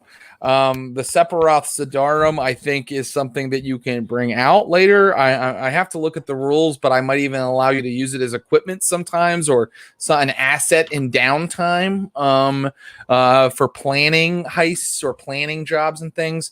You guys were really fantastic, and I'm so happy I got to play with this group again. So can we have a digital round of applause for our players, everybody out there? Thanks so much, Jared. It was a so blast. much fun. Round of applause for Jared. How great was he? It was an honor. Man, it was an honor. So good. Truly. There were a number of moments where I could simply only watch in horror. The ghost fantastic. Of the sun? Truly. Yeah, amazing, dude. Also, specifically the lady getting caught halfway between worlds. That is you can't write stuff like that. That happened. It was Ghost of the Sun for me. Incredible. You guys, you can see Better Than Heroes every Monday, right? At 7 p.m. Mountain, is that right? Yes. 8 p.m. Mountain Time, 7 p.m. Pacific. 8 p.m. Mountain, 7 p.m. Pacific. Again, thank you. We will do this again very soon. Find Rachel Leeds, Aaron Urist, and Jordan Dahl on all the socials and tell them how much you enjoyed their gameplay tonight. Thank you, guys. I'll say bye-bye. Thanks, everybody. Thank you, guys. Thank you. I'm going to hang out for a second. I have a little bit of end of show business. If someone has a comment, shoot it through to Clint real quick. Here we go. Tomorrow at 2 p.m., we are finally coming back with the next chapter of Vampires of Pittsburgh Lockdown. Be here. Bring your cousin. Tell your sister to log in, because we're only getting started in our new vampire season, our new vampire saga, co-starring Ashley Birch as Jen Brown, Ross Bryant as Curtis Krieger, and Abubakar Salim as Lucius Ali. I can't wait to learn more about Lucius tomorrow. This version of 2020 is even worse than the actual one. And that is my pitch to you for that series. This Tuesday at 7 p.m., join Mike Drucker, Kelly Nugent, and Adam Garcia as they do the second part of our Cyberpunk Red preview game. Cyberpunk Red from Talsorian Games is just debuting. There's a big video game you may have heard about called Cyberpunk 2077. This is the tabletop version, and we have run a scenario right out of the back of the book, out of the back of the Kickstarter, with the Kickstarter characters to kind of show you what you get when you buy the game. And it didn't disappoint. It was kind of really fun and interesting. You got to know the characters, and you got to kind of see the world from, the street level view. So come back for part 2 of the apartment, Cyberpunk Red, Tuesday at 7 p.m. Stream of Blood is a podcast now. Twice weekly, we're posting episodes of Vampires of Pittsburgh and our Call of Cthulhu 7th edition game, The Neptune Society. Other shows will soon follow. Please like, subscribe, write a review for our podcast, and listen to it when you are trying to catch up on some of the history of some of our shows. There's 31 episodes of Vampires of Pittsburgh now, so that is a good resource, is the podcast, to kind of catch up on all of that. Be sure to rate it 5 stars, though, if you do. It helps if you spread the word about Stream of Blood. Right now, we are trying to grow, so we need new viewers. We would love it if you retweet us, if you would post about us, if you would go to your Reddit page that's not specifically this Stream of Blood Reddit page, and just say, hey, I really like this thing that these guys are doing. We also have a Discord where you can come and talk to us, tell us the kind of things you'd like to see, the things that you're excited about. That's Stream of Blood Server of Blood on Discord. And you can always reach us on, Twitter, Instagram, and on our Facebook group. All right. Are there any comments or questions? I just have my credits left over. I'll just go ahead and do the credits. Artwork for our Blades of the Dark Universe is by Cedric Peyravernay. It is used without permission, but with extreme admiration. Cedric is a brilliant concept artist who worked for Arcane Studios, and you can see more of his work on Instagram at Cedric Peyravernay, Our theme music is by Axel Kazis-Taylor. Hear more by searching Axel Kazis, Kazis Taylor on SoundCloud. And I want to thank Brian Baldinger, Clinton Trucks, my producers, Megan Arch, my social media manager. Our logo is by Garrett Ross, and our opening animation is by one of the Better Than Heroes crew, Andrew Orvidal. And I see someone asking to see the crew sheet again. Maybe we'll post that. Okay. We're not going to just throw up a crew sheet here at the end. Let's see. All right. I love you all. Thank you for being here. And we will see you when we do this next time. See you. Bye-bye.